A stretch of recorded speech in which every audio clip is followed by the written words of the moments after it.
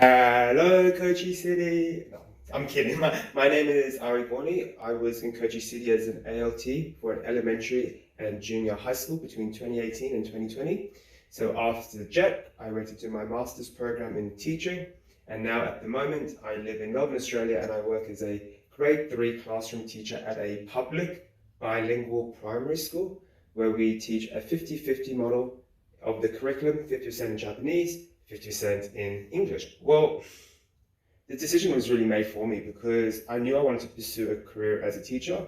And in 2019, I applied for a few master's programs in Australia and I got accepted. So I could register there and it was cheaper for me to do it in Australia. So that's why I decided to leave Japan after JET with the idea that I'm going to come back to Japan after I finish my master's program. But things don't always go the way that you think it is, and opportunities come up, and I'm here in Australia as a primary school teacher.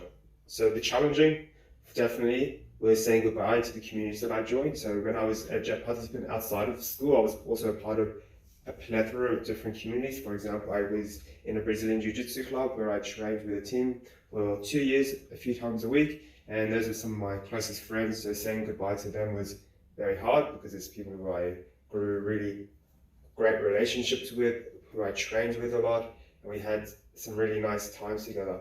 So saying goodbye to that community was very hard for me, as well as my friendship groups, teachers I met, and of course the JET community.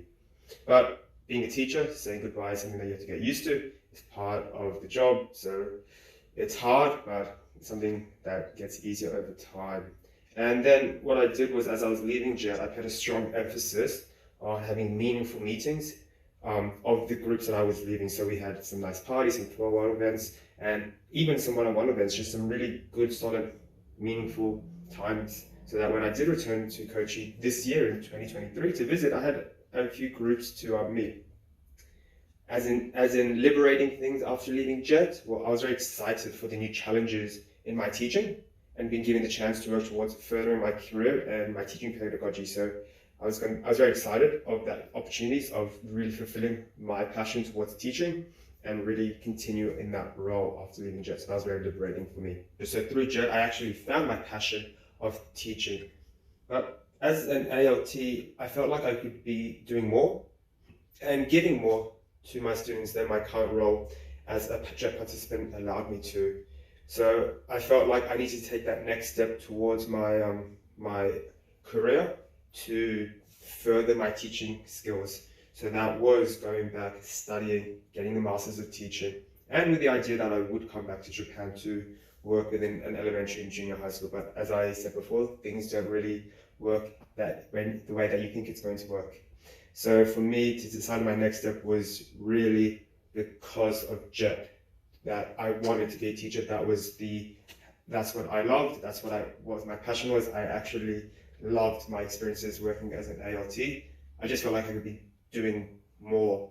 And I didn't want to get to a stage as an ALT where I was getting bitter towards the role just because of not being challenged enough. And if I was bitter towards the role, it would just go off towards my colleagues and my colleagues and my students.